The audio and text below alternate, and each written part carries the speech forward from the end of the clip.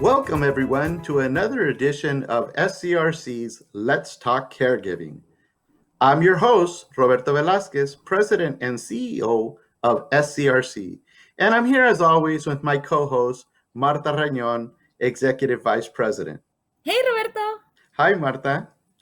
Today's special guest is San Diego County Supervisor, the Honorable Joel Anderson, representing District 2 of San Diego County.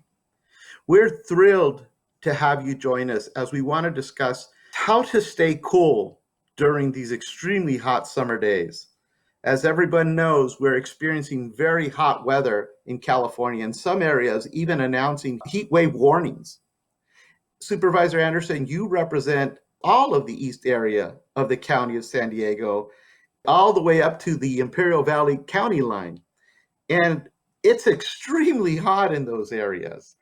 And in fact, today, just in El Cajon, it's about 10 or 11 degrees hotter than the city of San Diego. And your district is also home to the largest older adult populations in the county. And we all know that older adults and infants are most susceptible to heat-related illnesses. So we're really excited that you're here because we want to ask you, what are some of the county's programs available to help people in these extreme conditions? Well, before I start, let me just say how much I appreciate you and the Southern Caregivers Resource Center. You know, you do so much for our community. You've been such a wonderful resource, not just here, but throughout the state. And I just want to tell you, as a former state legislator who's worked on your issues, you really set the bar. And I know that this is in your heart. This is a 501c3 that y'all started because you had family members and you knew how important it was to care for them. Now, having said that, I have to be honest with you. I have the hottest district in San Diego County. I live in Alpine, and it's not uncommon for us to get to 100, 110. And those are long days of heat. And even in the evening, when you open your doors, it may be 4 in the morning before you get down to 80 or 75 degrees to cool the house. So I'm grateful that the county has these cool zones throughout the area. And, you know, for my community of Alpine, we use the library, but in other portions of the county, we use community centers, we use nature centers, but we have these areas where you can go if you're a senior or if you're just plain hot and cool off, because we know that if you are in that heat for too long, you can get heat stroke, and that's not good for anyone. No, not at all. And I'm so glad that you're mentioning the need for people to really access these services. I know that having a lot of our clients caring for elderly individuals, that these months are especially critical because sometimes we have, rolling blackouts or we have to conserve energy. And so what happens when you have to maintain medicine cool or your oxygen tank? And so we actually put together some 1-minute tip videos for people to see.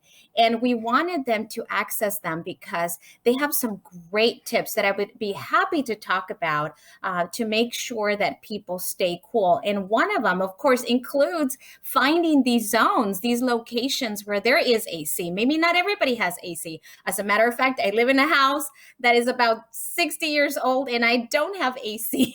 So I try to keep my windows open so I can get some cross ventilation, try to wear cool clothing, not too many layers, but yes, maybe there's something else that we need to do. So we are partnering with SDG&E to provide people with fans. So when you're thinking in terms of your home and how hot it gets, having a fan can make a big difference, making it tolerable. So I want to make sure that everyone listening understands you can contact the county, and through that partnership, we will provide you fans. And we also have a partnership with 211.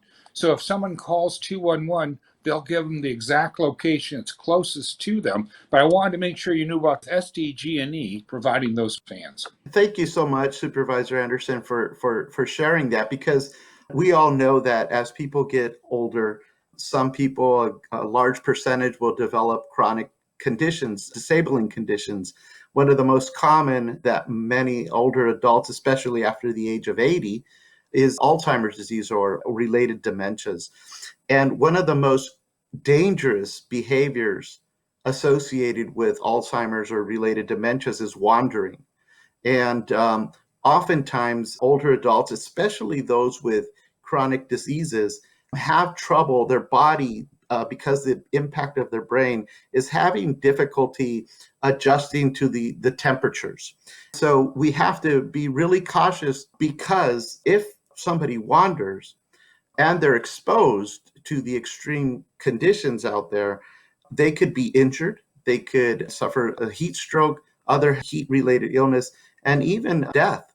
So it's really important, as you say, to make some adaptations to the home to help keep that environment comfortable and safe, so that the individuals may not, be more prone to get out if that's the case. Martha? What I also wanted to encourage our listeners, because we try to support the family caregiver as well. And if you are caring for someone who is elderly, who might be more susceptible to these conditions during these hot summer months, is to find ways to keep cool. And I'm so great that you mentioned the fans. We also encourage you to maybe create things around the house that would be not only entertaining and fun, but also healthy and cool. So, for example, we talk about making your own sugar-free lemonade popsicles. That's something that's refreshing, that's cool, that they can eat during the day. We talk about maybe brewing your own tea with less sugar so that you can stay hydrated. And also, it adds a little bit of flavor to the water that you are drinking. Staying hydrated is very crucial, very important for all of us. But then also making sure that, maybe you do less of the hot cooking in the house. Maybe we do more sandwiches and salads, so that you don't have to be exposed to that heat from the stove, for those caregivers who are doing all the cooking as well. At my house, I have a rule. You can't have two competing electrical appliances. My children came home from college and decided to make cookies in August, and my electric bill was over $1,000. Or you can use the barbecue, but you can't cook in the house while the air conditioner is going on. I think that's why these cool centers are so important, because even if you have air conditioning, you shouldn't have to make a choice between running that air conditioning and your next meal or your next medication. And I think it's really important. And I know that for a lot of folks, they get tired from sitting inside because they can't go out in the heat. But if you look, every community we have has free concerts in the evening, and many places have free movies. And so if somebody wanted to get out, they could go to the county website, or they could call 211, or I suspect that the caregivers, you all have these wonderful lists too, but these are wonderful services that are offered for free, where you can get outside when the temperature is starting to lower, so you're not stuck at home being held hostage by heat.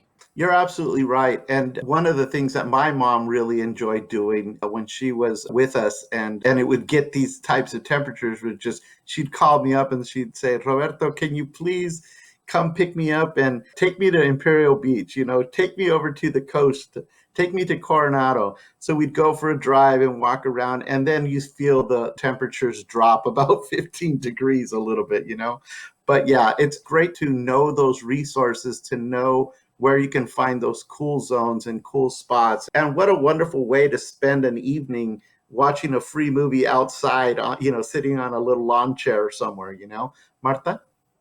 I also wanted to mention, and I think this is important, I do definitely do this with my own children all the time, is if you are going to be outdoors, that you try to stay in shaded areas if possible, but if not, then wearing a hat, wearing sunglasses to protect your eyes from the UV rays, as well as sunscreen.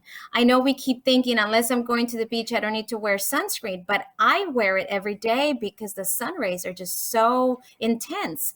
And that could also cause, other issues down the road. So having these things in handy, as well as if you're going to be going in and out of your car, maybe you air it out a little bit before you come into the car. And then, of course, never, ever leave a small child, pets, or the elderly in the car, even if you're running in and out, because we know how hot the temperatures are and how much hotter they can get in a car.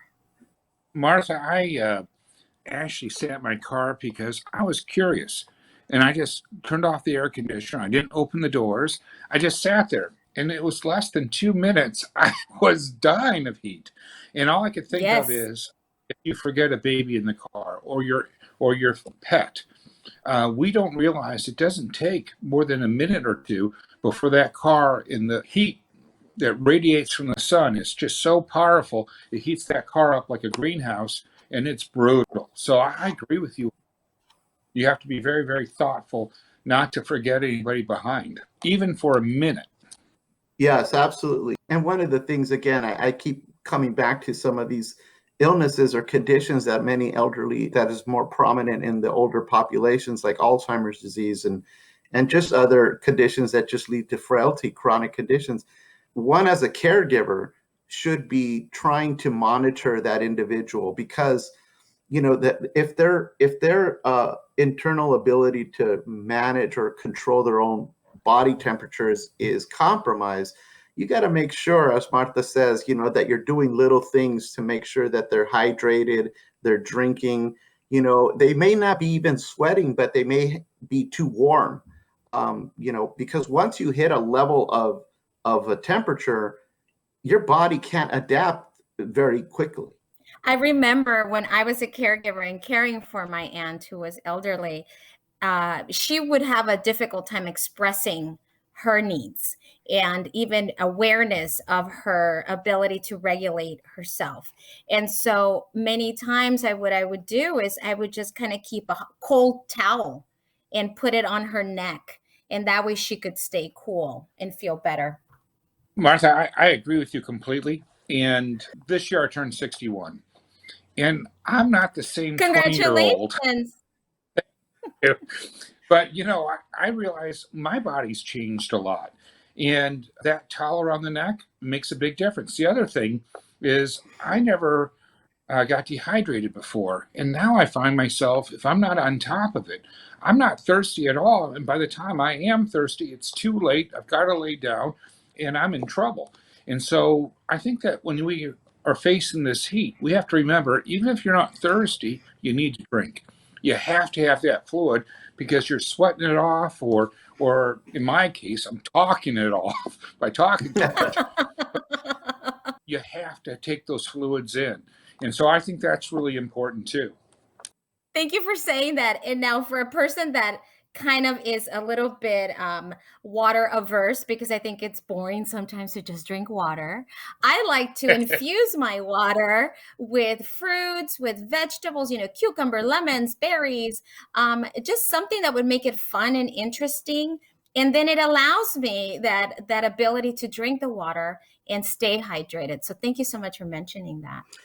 Yeah, and I was going to say something similar to that, Martha, but I was also going to say like Pedialytes and those other types of liquids that you can buy at the store, at the pharmacies that have electrolytes. Those are extremely good as well, because sometimes you're sweating so much that water isn't doing it. So you need something with salts and things that will give you electrolytes as well, replenish them. So one of the things that I've done is I've cheated and I've frozen half of it and I put it in the blender and I eat it drink it as a slushy. As I've gotten older, I became diabetic, so I can't just go and get a Slurpee. So being able to control it by creating my own Slurpees, I still get the joy that I had as a kid at 7-Eleven at home, and I'm getting those liquids, and I don't even know that I'm drinking liquids because it's fun. And just as you said, infuse with flavors that makes a world of difference. And, I'm not one that's going to hold a popsicle, although I've eaten popsicles. I certainly like doing it. But the slushy, now that's more my style. That sounds Yes. like a great idea. I'm going to do that today because I am hot today. So pretty much to kind of summarize, we have to make sure that we're monitoring ourselves as well as especially our older relatives and loved ones, as well as even our infants and our pets. As we were mentioning, don't want to leave them in a car or anything like that. Safety is so important. Heat waves cause heat illnesses, and we just have to be monitoring that on a regular basis and looking at those resources, those cool zones, those places that will help us cool down. I think Supervisor Anderson, you mentioned some of the ones in the East County, in District 2, and some of those areas, and I think it's incredibly important to have knowledge of all that information, because so many of your residents in District 2 live in those extremely hot areas. And this is great information for them to have and for them to make note of. Supervisor Anderson?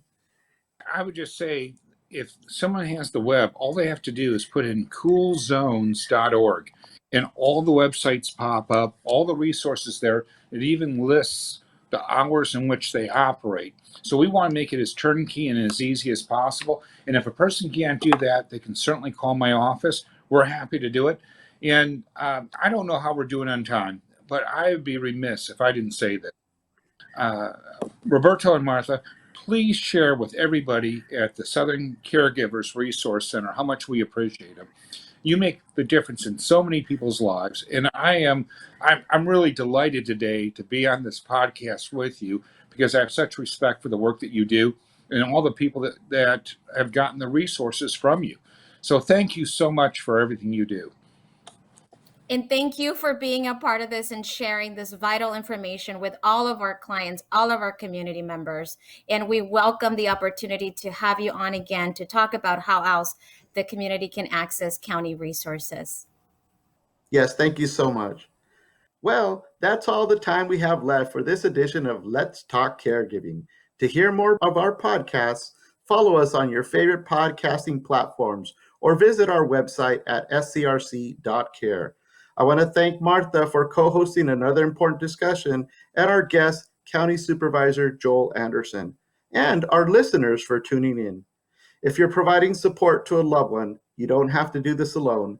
Asking for help is not a sign of weakness, it's a sign of strength. To connect to our programs and services currently available through secure virtual platforms, please visit our website at scrc.care or call us at 1-800-827-1008.